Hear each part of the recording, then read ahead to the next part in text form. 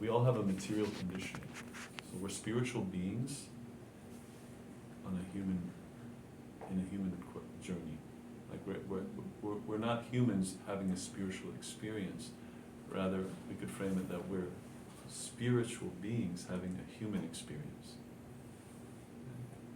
So as human beings, we all have a particular conditioning, a particular set of likes and dislikes. All of us are different. We have different talents, different weaknesses, different strengths.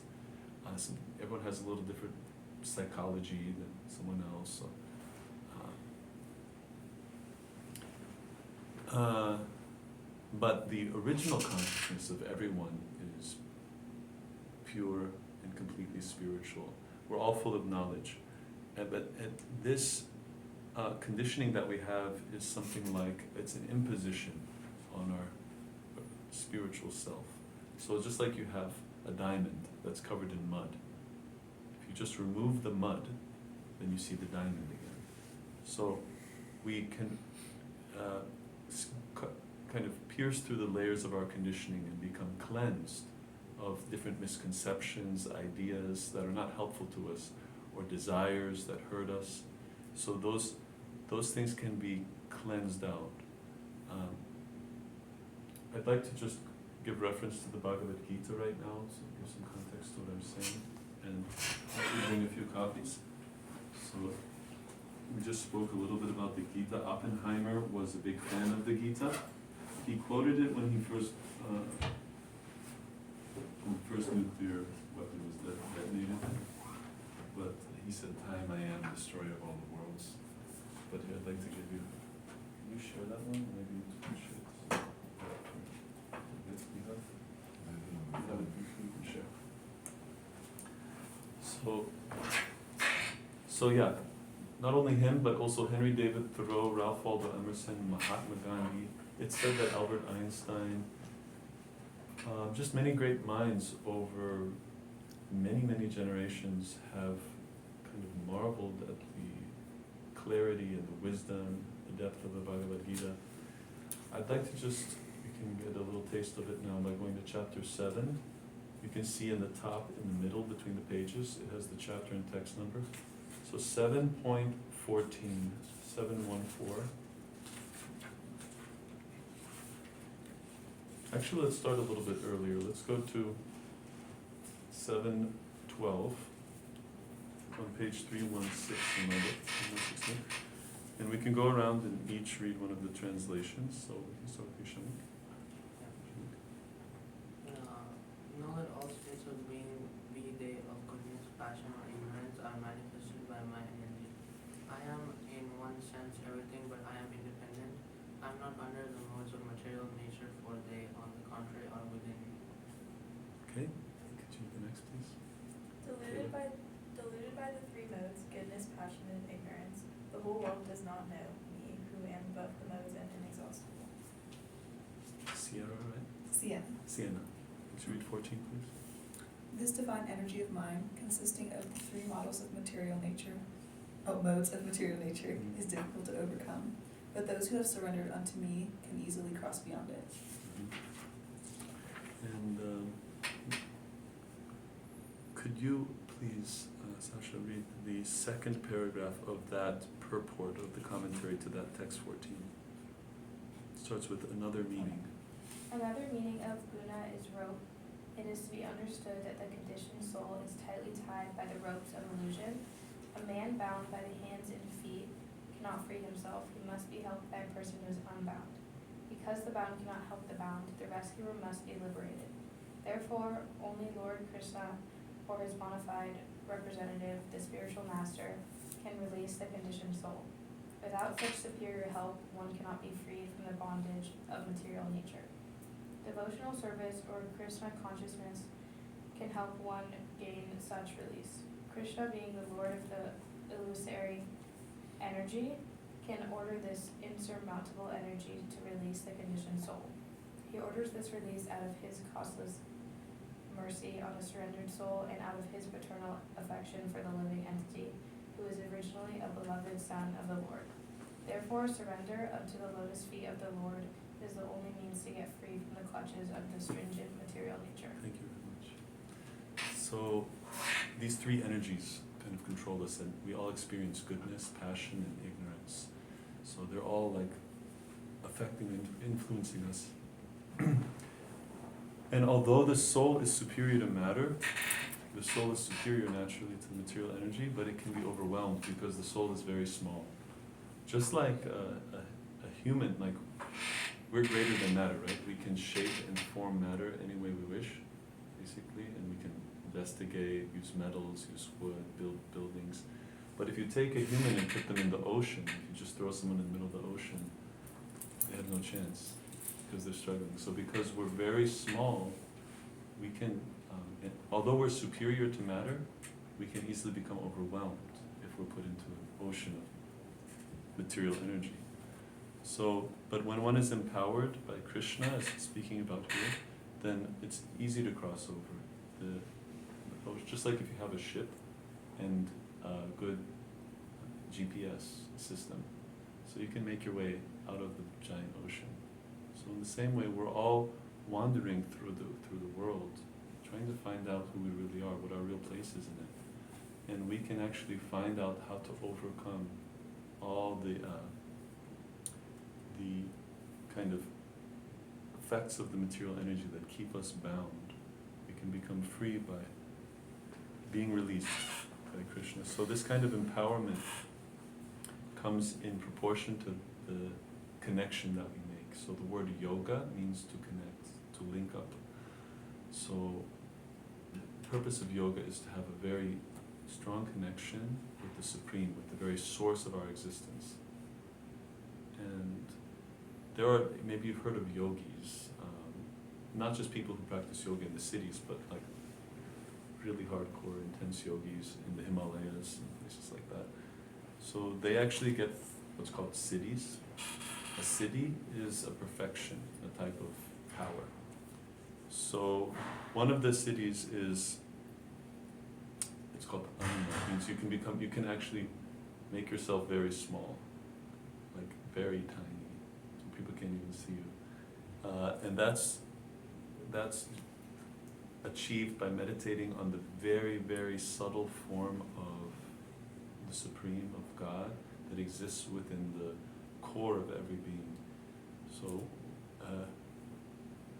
one can become very great by meditating on the greatest energy. It's called the Mahatattva, the supreme energy of God, and then one can also become very, very great and big in size.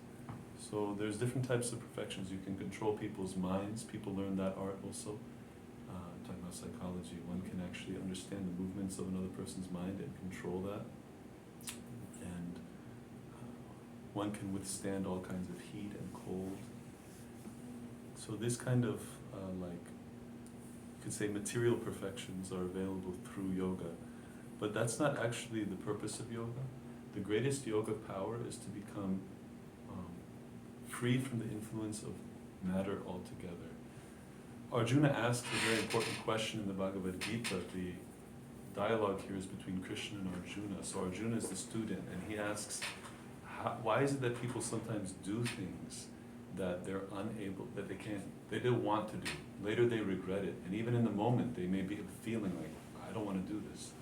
But it's in the mode of passion. Sometimes we become so angry, so frustrated, or so we have such a strong desire for something, or we feel really greedy. Some kind of intense emotion overcomes us, and we do something that we know is not right. In our right frame of mind, we wouldn't do it, right? So that's, Krishna explains to Arjuna, that's because of the mode of passion. And when one is in contact with the mode of passion, this kind of strong desires become greater than our intelligence, and they control us. So we're all, although it seems like we're free to live and do as we want, we're actually very much controlled by our desires and by the kind of conditioning that we carry with us. So the real test of yoga is if one can overcome that conditioning, have strong enough intelligence to always choose what is auspicious, what will actually be beneficial in the long term for us and for others around us. So that's actually the perfection of yoga, to be able to always act through wisdom. So how does this happen, right? So I said in the beginning, this is a very natural process of becoming Krishna conscious, or you could call it God conscious, or self-realized. It's very natural, and it's simply, especially in the era we live in today's age, is to simply hear and chant. So what we were doing earlier, we were chanting this mantra together, singing the mantra together. So when we hear others sing the mantra and then we respond with the same mantra, when we listen to the words of Krishna, the guidance of the Holy Scriptures, when we hear from holy people or people who are spiritually advanced, and we kind of absorb ourselves in this process of hearing, and then of repeating the wisdom or of singing the holy names, then what happens is we get strength to follow Krishna's instructions, to actually take up a spiritual lifestyle, to have a kind of spiritual discipline in our life, whether it's just eating the right thing or waking up early, or just kind of designing our life in a way that's really good for us and will make us very strong and determined. That will be the way we get out of the ocean. Let's face it, we're all struggling. We all have moments where we feel like, and those times will come in life when we feel helpless, hopeless, there's a crisis. But to prepare for that, to be prepared for that, is to take up a spiritual practice and to become spiritually strong. So this is, raw determination does have its function, that we can just be determined to face all the difficulties in life, but it doesn't actually carry us in the long term. What carries us for the long term is to have a regular, daily if possible, spiritual practice, and increasing this time and attention we give to hearing pure spiritual wisdom, such as the Bhagavad Gita, and to repeating that, sharing that with others, and taking up our practice. So that's when the magic happens, is when we just spend time doing the right thing, what the soul needs to be nourished. So that's all I wanted to say. If anyone has any kind of reflection, comments, or questions about any of this, you're welcome to speak. So do we meet every week or how is it? We're going to do this every week, but not next week. We're working on So we're actually still trying to find an appropriate place. Yeah. This doesn't seem like the best. So we're still on a quest.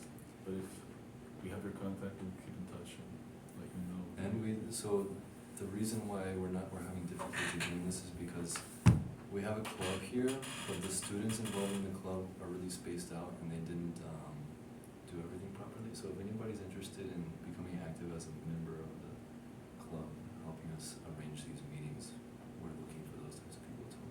Yeah, sure. Anyone has a knack for organizing? Maybe? We could try. You can try? We could try. Should we? Any question or doubt? Anyone would like to share something, if they have any kind of spiritual practice that they do? So, this might be the first time you hear about something like this, so something to just ponder over, consider in your life. I mean, I do the, Om Bhurbhuva Swaha. Gayatri mantra. Yeah, I got it. Yeah. That's also very well. But this mantra is very simple, and you can say it any time throughout the day, while you're on the bus or walking to class or sitting and waiting for a friend. If you say this mantra regularly, you're naturally just putting money into your spiritual bank account, just getting gradually spiritually more rich. So we actually recommend doing it individual practice also, not just the singing, but you can even individually just say the mantra without the music, and you get the same benefit. So what we do is, you can try it on the beads. If you want, you can take one with you. Otherwise, you can just leave it with us. But this is a great way to start with very easy spiritual practice that you could add to your daily routine if you wish. This is called japa mala. Mala means necklace, and japa means to just repeat. So we start on this bead here next to the head bead. We don't actually chant on the head bead, but we start right next to it, and you put that first bead on your middle finger, and you hold it with your thumb. And then we say the full mantra, 32 syllables, on this, while we're holding that bead. And then when we complete the mantra, you just pull it toward you, go to the next bead, and repeat. And you continue the process, say the full mantra on each bead. When you come to the end, you will have chanted 108 mantras. And that's a whole round of japa. And if you can do a round of japa every day, you're like well on your way to like spiritual strength. And if you can chant 2 rounds, even better. We as monks, we have made a promise to our teachers that we're going to chant at least 16 times every day. And we try to do that. We do that actually without fail. It's our priority. We wake up early and we do it. So 16 times all the way through? You do it all at once, or you do like Spread it out through the day. well, we try to do it all at once. It's like if you lay a foundation for a building, you want to lay the concrete at once, it'll be very firm. If you do it a little bit here, a little bit there, it won't be as strong. So the mantra is like that. The more you chant it, it just kind of cleanses the mind, cleanses the heart, and lets you become very spiritually like fixed in your intentions. So we'll start. Let's do it for maybe like how many should we do? We'll do a quarter of a round together. So 108 divided by 4. Anybody good with that? 27. 27, all right. Phew, nice, sharp, that was quick. Okay, so we'll do 27 of these mantras, and very simple, you're just speaking the mantra and loud enough so that you can hear, and the syllables themselves, just hearing the sound of the mantra automatically cleanses the mind. So we'll just start right now. 1, 2, 3. Hare Krishna, Hare Krishna, Krishna Krishna, Hare Hare, Hare Rama, Hare Rama, Rama Rama, Hare Hare, Hare Krishna, Krishna Krishna, Hare Hare, Hare Rama, Rama Rama, Hare Hare, Hare Krishna, Krishna Krishna, Hare Hare, Hare Rama, Rama Rama, Hare Hare, Hare Krishna, Krishna Krishna, Hare Hare, Hare Rama, Rama Rama, Hare Hare, Hare Krishna, Krishna Krishna, Hare Hare, Hare Rama, Rama Rama, Hare Hare, Hare Krishna, Krishna Krishna, Hare Hare, Hare Rama, Rama Rama, Hare Hare, Hare Krishna, Krishna Krishna, Hare Hare,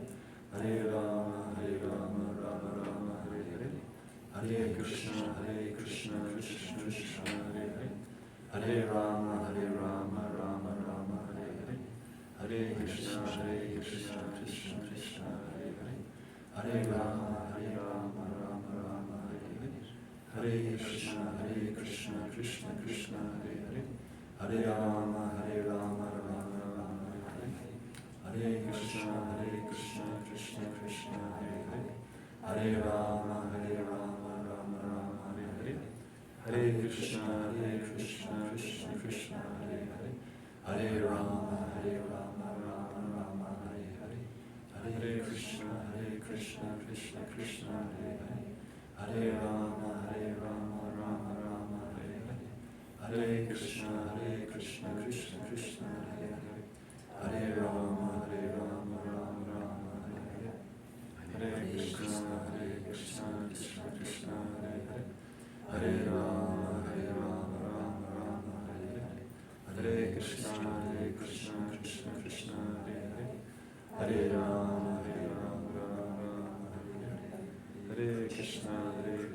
Krishna Krishna, Hare Hare, Hare Rama, Rama, Hare Hare,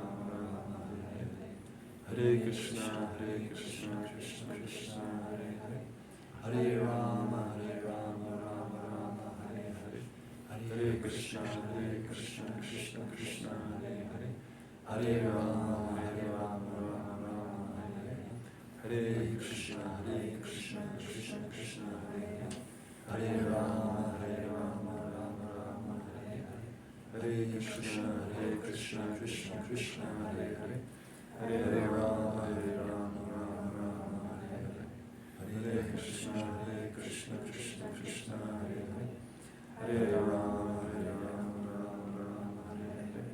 Hare Krishna, Krishna Krishna, Hare Hare. Hare Rama, Rama Rama, Hare Hare. Hare Krishna, Krishna Krishna, Hare Hare. Hare Rama, Rama Rama, Hare Hare. Hare Krishna, Krishna Krishna, Hare Hare. Hare Rama, Rama Rama, Hare Hare. Hare Krishna, Krishna Krishna, Hare Hare. Hare Rama, Rama Rama, Hare Hare. Hare Krishna, Krishna Krishna, Hare Hare. Hare Rama, Rama Rama, Hare Hare. Anyone would like to share their experience? So this is not like some kind of like lightning zap that immediately you get some new vision or something.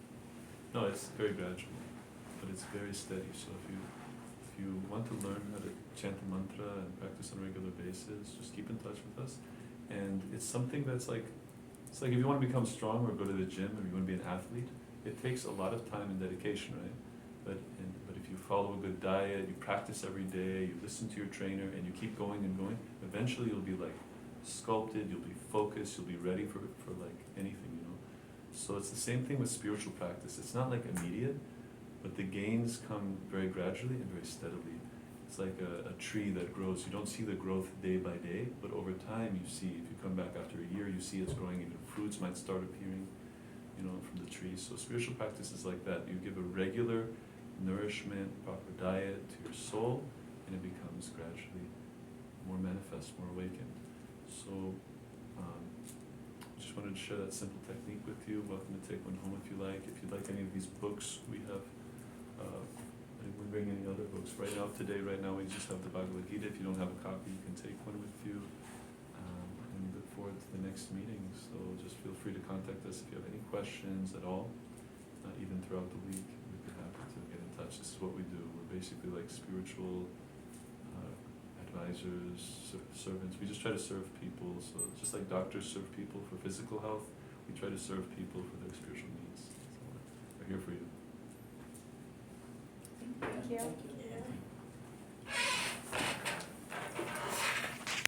We have a snack before you go. We'd like to give you